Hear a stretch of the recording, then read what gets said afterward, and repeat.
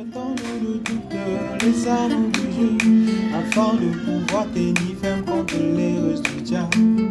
Revêtons-nous de toutes les armes de Dieu, afin de pouvoir tenir ferme contre les ruses du diable.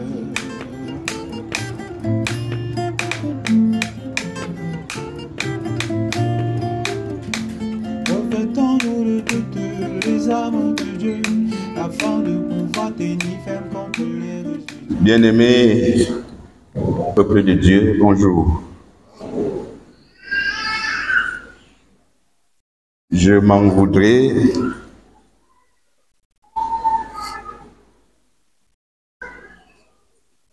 de commencer ce service sans exprimer toute ma gratitude à Dieu pour l'occasion qu'il nous donne d'être ensemble ce matin dans le cadre d'échanges de chers CEPI. Je voudrais à cette occasion nous inviter à nous tourner vers les nôtres, vers nos voisins, à travers une salutation du fond du cœur dans la joie, dire « Je suis content d'être à tes côtés ce matin ». En souriant, je suis content de te voir aujourd'hui, mon frère, je suis content, ma sœur,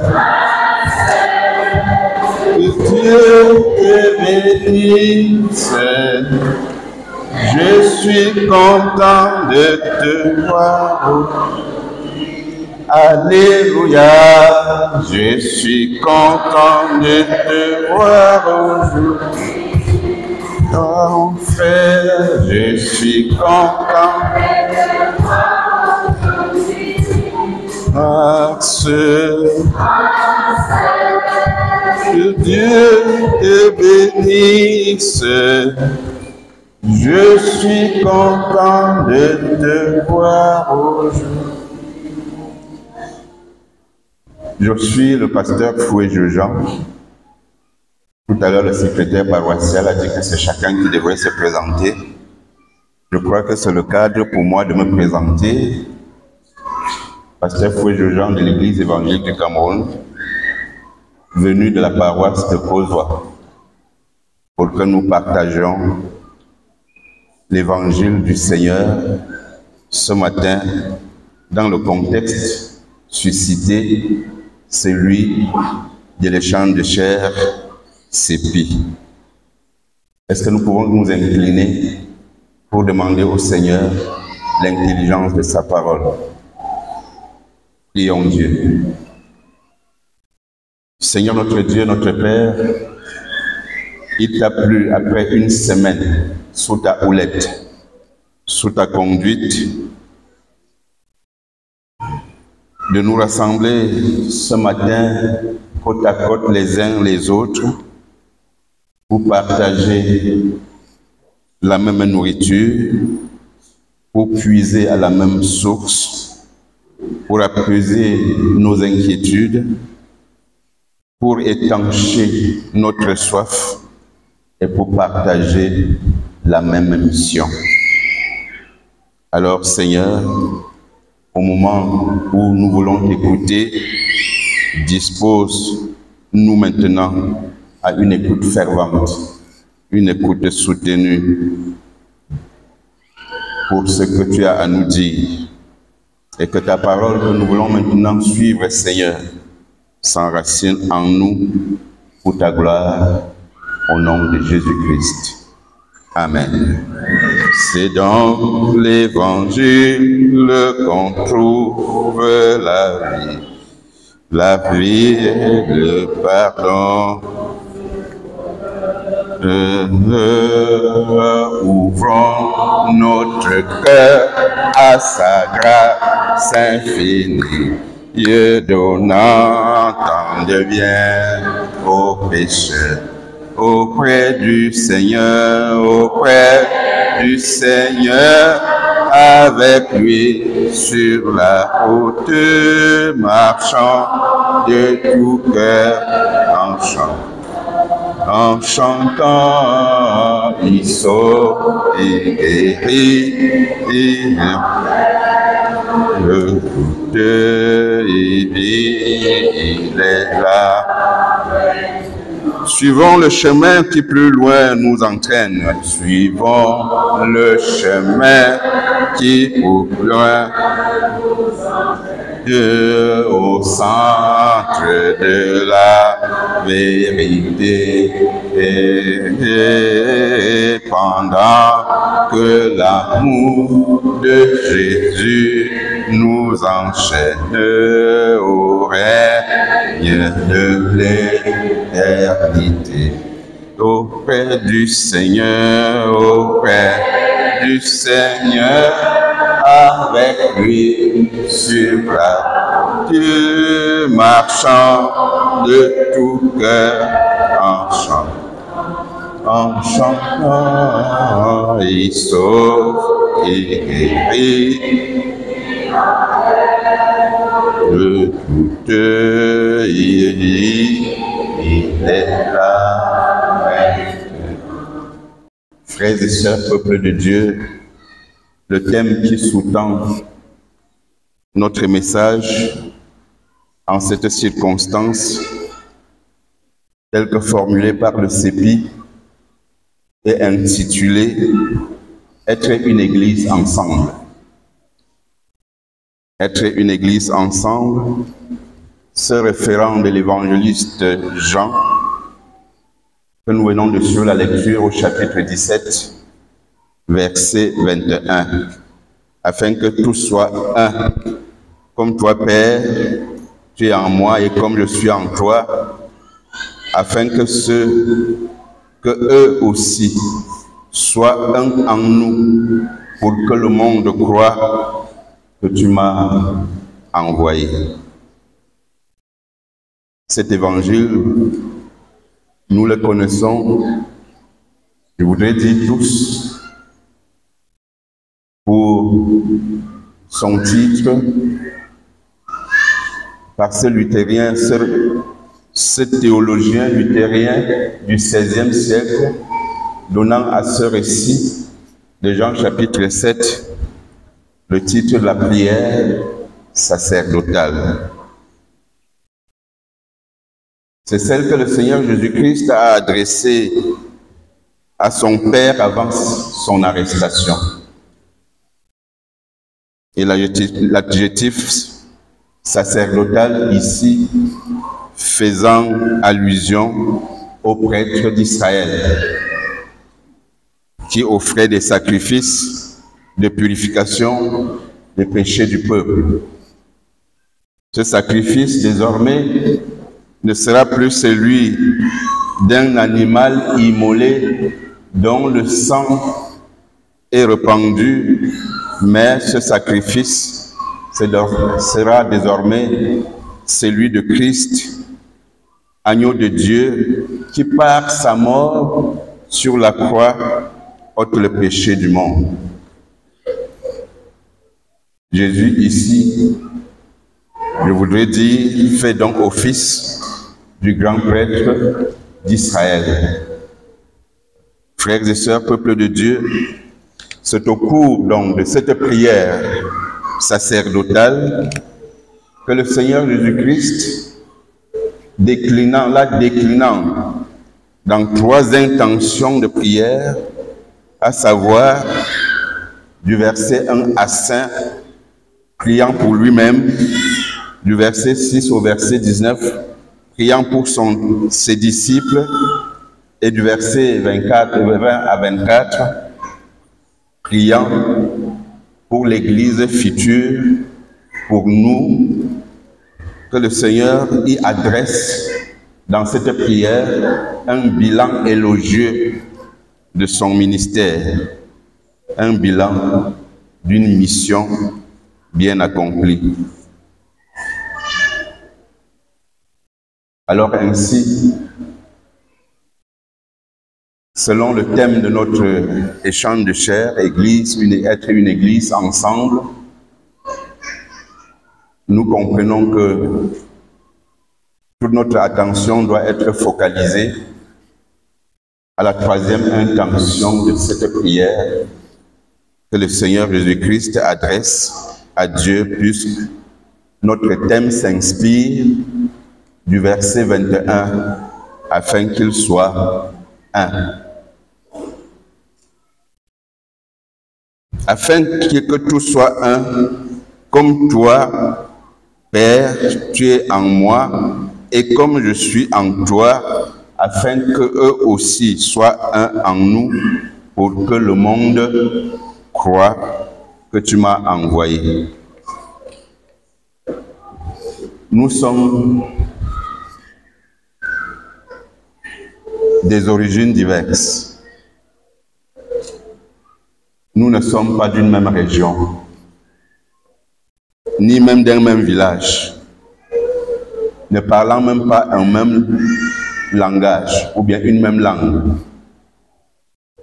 Et c'est ça qui marque cette diversité. L'Église, le Seigneur Jésus-Christ prie malgré la diversité des membres de son Église pour une Église unie. Je suis d'origine de l'Ouest.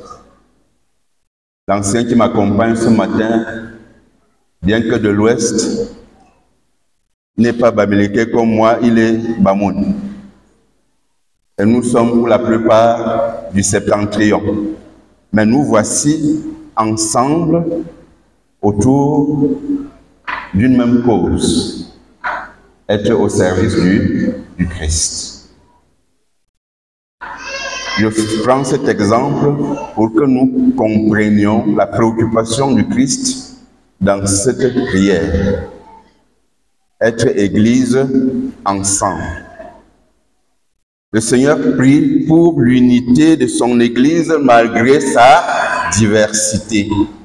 Malgré sa diversité, afin qu'ils soient un.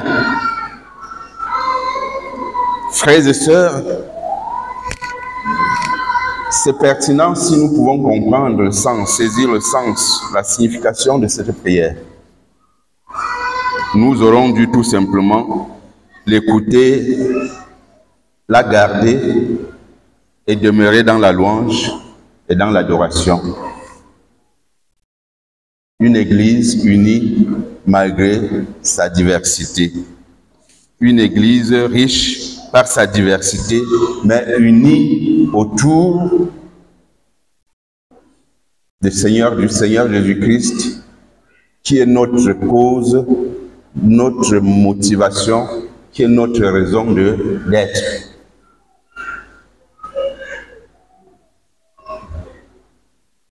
Être Dieu, être en Christ, c'est être uni à Dieu, c'est être uni à Christ.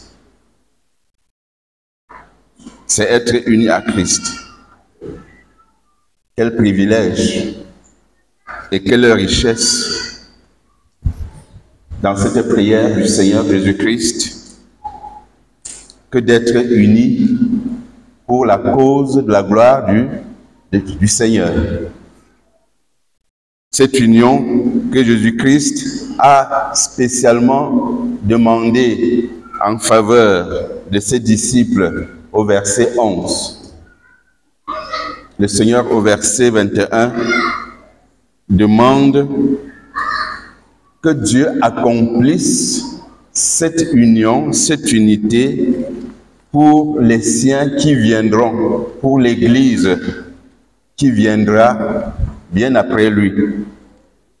Que tous les chrétiens soient un en Dieu. Que tous les chrétiens soient un en Dieu. Et par conséquent, les uns et aux autres, que tous regardent vers la même direction. Que tous regardent à Christ. Et je voudrais paraphraser cet épître de l'apôtre Paul aux Galates, chapitre 3, 28, il n'y a plus ni grec, ni juif, ni esclave, ni libre, ni homme, ni femme, car tous vous êtes un en Christ. En Christ, nous sommes un. Et aujourd'hui, à travers cet échange de chair, le Conseil des Églises protestantes de Yaoundé, CEPI, a bien voulu que chaque pasteur ne soit pas, n'est-ce pas, autant que puisse se faire dans sa communauté et même pas dans son Église. Parce que notre raison d'être, c'est l'évangile de Christ, la bonne nouvelle du salut. La bonne nouvelle du salut. La présence du Père en Christ était la gloire que Dieu lui avait donnée. Vous pouvez constater, si nous dépassons un peu notre péricope pour être au verset 21. La présence du Père en Jésus-Christ était la gloire que Dieu lui avait donnée. Et de même, la présence du Père et du Fils en chacun d'entre nous est la gloire, n'est-ce pas, de Dieu que nous recevons de Jésus-Christ. Et c'est cette présence par le Saint-Esprit qui fera que le monde croit. C'est à nous voir et vivre que le monde va savoir que nous ne sommes pas là pour des intérêts ou bien pour des causes perdues, mais que nous sommes là pour une réelle cause qui est celle de servir notre Dieu et d'être à la gloire de notre Seigneur. Si le monde va voir en nous Jésus, Dieu, pour croire, cela voudrait que le témoignage, que notre témoignage, n'est-ce pas, en rende compte. Cette présence de Dieu en nous fera l'objet, n'est-ce pas, de la foi, de la cause de la foi du monde. Au fait, les disciples ont cru parce qu'ils ont vu Dieu en Jésus-Christ. Les disciples ont cru parce qu'ils ont vu Dieu en Jésus-Christ. Le monde ne croira qu'à son tour qu'en voyant en nous cette présence divine. Qu'en voyant en nous la présence de Dieu. Mais est-ce que la présence de Dieu est synonyme de querelle? Est-ce que la présence de Dieu est synonyme de division? Est-ce que la présence de Dieu, n'est-ce pas, marque des incompréhensions entre frères et sœurs? Pas du tout. Donc, il est question ici que la présence de Jésus en nous, qui fait l'objet, qui fonde la foi du monde, soit la communion avec Dieu, et soit la communion, n'est-ce pas, avec les nôtres, bref, l'unicité, marquer l'unité de tous les chrétiens, des chrétiens de tous bords. Cette présence, c'est le témoignage évident pour le monde que le Père a envoyé son Fils et que son Fils, par la présence de Dieu en lui, a fait de nous les membres de son Église. Et ça ne s'arrête pas là, c'est partant de nous que la mission, n'est-ce pas, l'appel du monde à Dieu continue.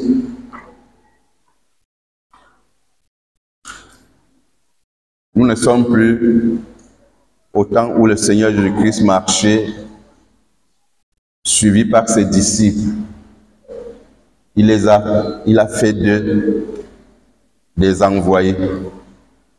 Et partant, il fait de vous des envoyés pour la cause de la bonne nouvelle, de l'évangile du salut.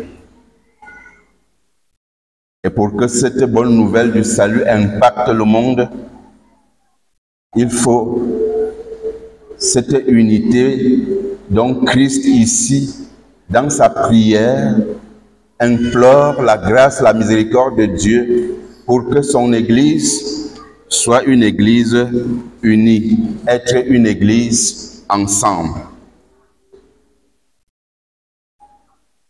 Jésus en nous, c'est notre participation à sa mort sur la terre, l'esprit de sacrifice,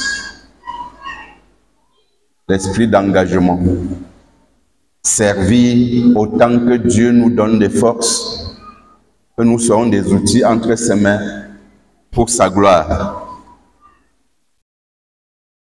que nous participions à sa glorification, la glorification dont les implications vont jusque dans le ciel. Père, je veux que là où je suis, que ce que tu m'as donné y soit avec moi, afin qu'ils voient ma gloire.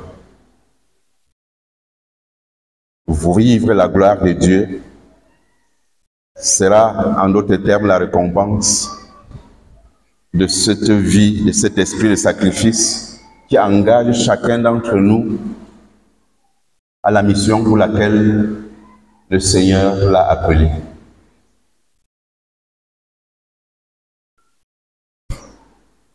Jésus en nous, c'est aussi notre apprentissage à l'école du Fils que Dieu est notre Père. Frères et sœurs, peuple de Dieu, la prière de notre Seigneur et Sauveur Jésus-Christ, la prière sacerdotale, afin que tout soit un, nous interpelle dans un monde de rejet, dans un monde d'exclusion de l'autre, nous interpelle dans un monde de haine du prochain, la haine, dans un monde de la méchanceté, ce monde secoué par les luttes fratricides. Cette prière nous interpelle. L'unité des chrétiens, semble-t-il nous le dire, le Seigneur Jésus-Christ aurait un impact, serait un médicament, un remède, n'est-ce pas, serait un pansement sur ces graves blessures dans une société avec tellement de problèmes. L'unité des chrétiens viendrait à coup sûr être une solution à des multiples problèmes que nous vivons aujourd'hui, pas seulement dans notre société même, partout dans le monde. Si chacun d'entre nous, en tant que disciple du Christ, serviteur et servante du Christ, est animé d'un esprit de service et d'amour, si chacun d'entre nous est animé d'une même pensée, les pensées qui étaient celles du Seigneur Jésus-Christ, alors pourquoi Jésus-Christ ne se glorifierait pas de savoir que sa prière porte et que son Église et l'Église chrétienne, c'est-à-dire tous ceux qui ont vu en lui leur raison de vivre, leur unique raison de vivre, tous ceux dont tout en eux partent de Christ et finissent à Christ. Parce que selon moi, c'est ça la définition du chrétien. Si nous sommes chrétiens, ce n'est pas une couronne.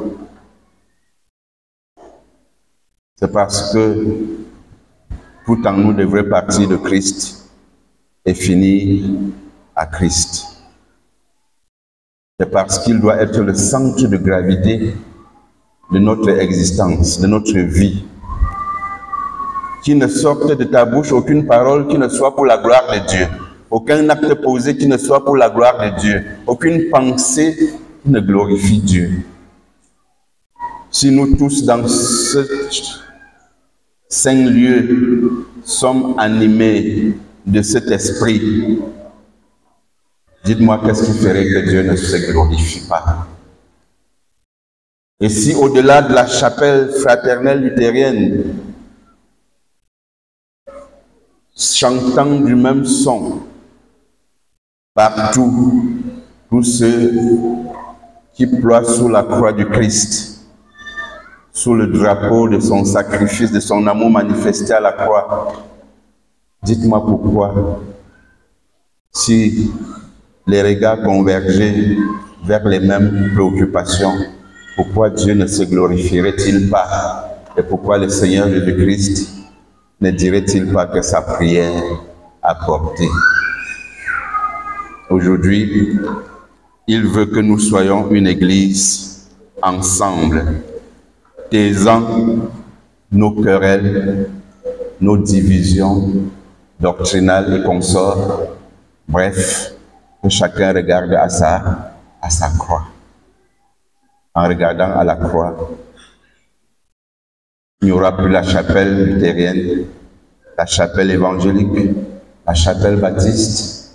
Bien que ces dénominations seront là, mais l'idéal sera de servir Dieu, sera d'être un outil pour la gloire de Dieu entre les mains du Seigneur. Puis, chers frères et sœurs, peuple de Dieu, en ce jour où le Seigneur nous rassemble dans ce contexte de chant de chair, vous donnez à chacun d'entre nous que cette prière pour l'unité de son Église coule en chacun de nous comme une eau bénite, comme une grâce, pour que désormais nous comprenions que nous y sommes, pour dire merci au Seigneur de nous avoir choisis à être un outil entre ses mains. Qu'il vous bénisse, qu'il bénisse l'écoute de sa parole et que ce message ne s'envole pas de nos souvenirs, mais que Dieu nous garde ancrés dans cette parole pour désormais militer à être une église ensemble, une église de Christ ensemble, où que nous soyons. Que le Seigneur vous bénisse. Amen. Chantons du Seigneur la bonté pour tout son peuple racheté. Ça va aller. Sauveur, divin sauveur parfait, Jésus, Jésus, fais bien tout ce qu'il fait jusqu'à la mort, jusqu'à la mort, je chanterai, je chanterai jusqu'à la mort, je chanterai. Jésus, Jésus, fais bien tout ce qui... Merci.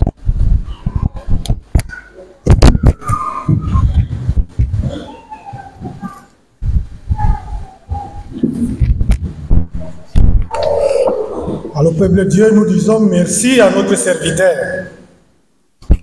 Être une église ensemble, dit le thème, dont notre serviteur nous appelle à l'union. Il dit, malgré nos diversités, le Seigneur nous appelle à être ensemble. Si nous sommes ensemble, parce que nous avons le même projet, mêmes ambitions, et l'ambition que nous avons ensemble, c'est pour le salut que le Seigneur Jésus nous attend dans le lieu céleste. Ok, le moment est donné à chacun. Si le message a touché ton cœur, parce que le message de Dieu ne peut pas sortir et rentrer sans toucher. Donc le moment est donné pour celui-là qui veut se donner à Jésus, il veut se mettre en règle avec lui.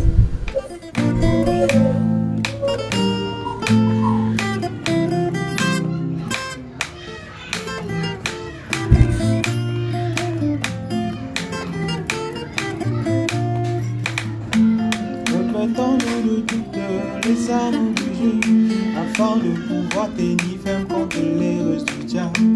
Revêtons-nous de toutes les armes de Dieu, afin de pouvoir tenir ferme contre les russes du diable.